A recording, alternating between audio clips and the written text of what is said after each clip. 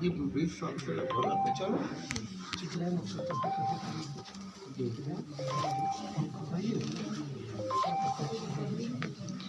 हमारा जो भाई अगर 1 मिनट में नहीं बोलते तो भी ये बातें वो उसको पानी डालो तो उसके घोड़ाइए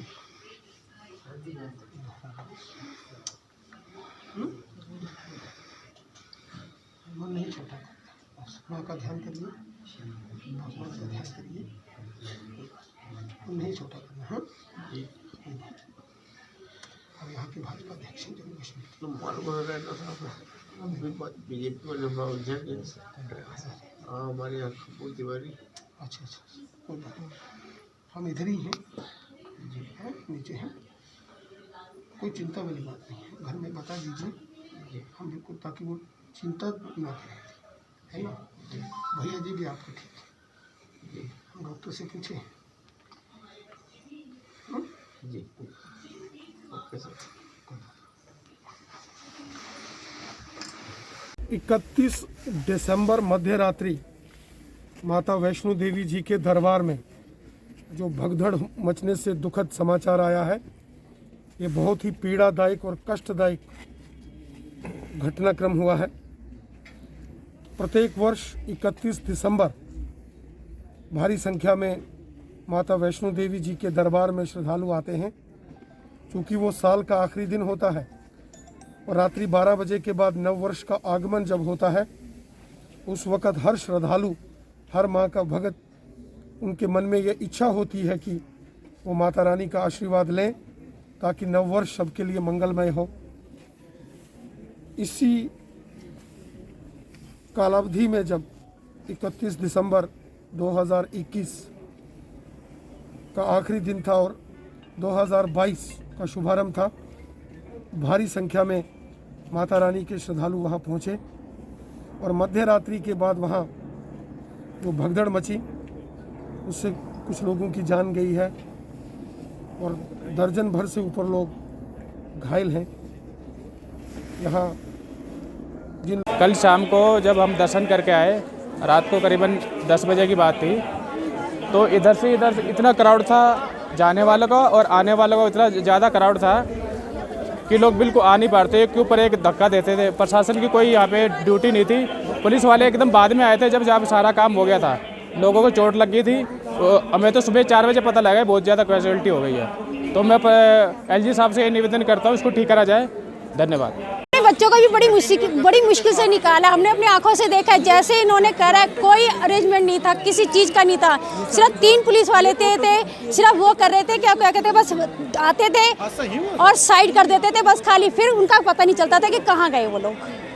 तो कहीं ना कहीं सारी दिक्कत की वजह से हुआ है। हम लोग जहाँ 12:30 बजे के करीब नए साल की खुशी में दर्शन करने गए थे, मैया भगवती जी का बहुत अच्छा आशीर्वाद मिला, बहुत अच्छे से दर्शन हुए, सब स्मूथ चल रहा था, कोई ऐसी बात नहीं थी। जाते हुए सभी लोग अपने क्यू से जा रहे थे, लाइन से जा रहे थे, लाइन से ही दर्शन करके आ रहे थे। अनएक्सपेक्टेड था, रश बहुत ज़्यादा था, भीड़ बहुत ज़्यादा थी। श्रद्धालुओं के अधिक संख्या में पहुंचने के कारण जैसे ही हम लोग दर्शन वापस करके निकले, 3 नंबर गेट के पास अचानक से भीड़ इतनी ज़्यादा बढ़ गई श्रद्धालुओं की कि दोनों तरफ से रास्ता ब्लॉक हो गया था। उस ब्लॉक रास्ते में होने के कारण आपस में भगदड़ मचने से ये हादसा हुआ है। अनफॉर्चुनेटली हुआ है, कोई ऐसा नहीं था, भीड़ की वजह से ही हुआ है। अरेंजमेंट बहुत अच्छे थे लेकिन वो अनकंट्रोल होने के कारण बिगड़ गई सारी व्यवस्था, उस वजह से ये हादसा हुआ। उसमें छोटे छोटे बच्चे भी थे, लोग जो फैमिली वाले थे उन्होंने कंधे पे बैठा रखा था बच्चों को भी, लेकिन उसके बावजूद भी कैसे 5 मिनट में ही सब कुछ हुआ। और समय पे अगर व्यवस्था बनाई गई होती तो इस हादसे को टाला जा सकता था।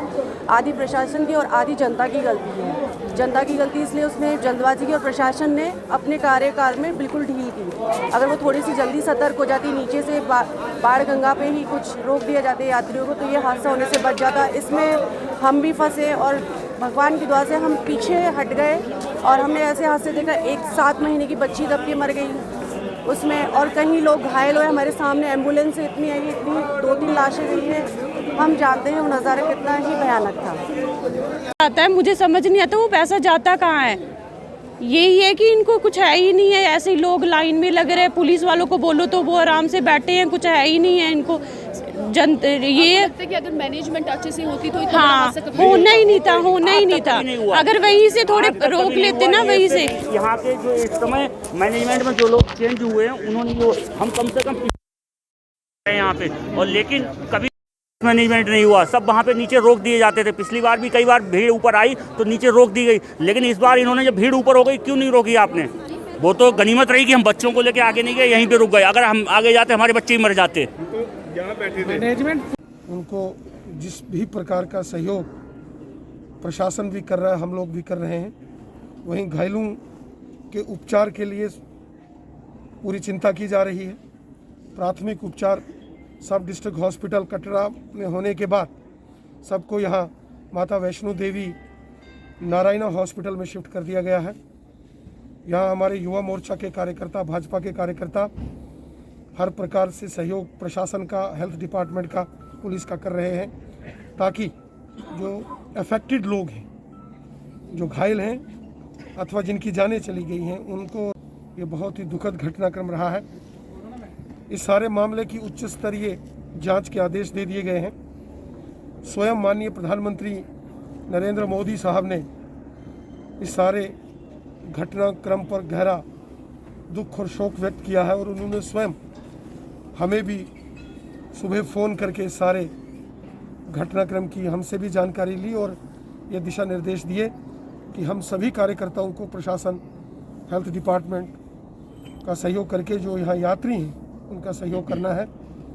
इस सारे मामले की जांच के आदेश के बाद जहाँ कहीं जो चूक हुई होगी उस मामले का संज्ञान स्वयं कानून लेगा, लेकिन ये बहुत ही दुखद घटना हुई है।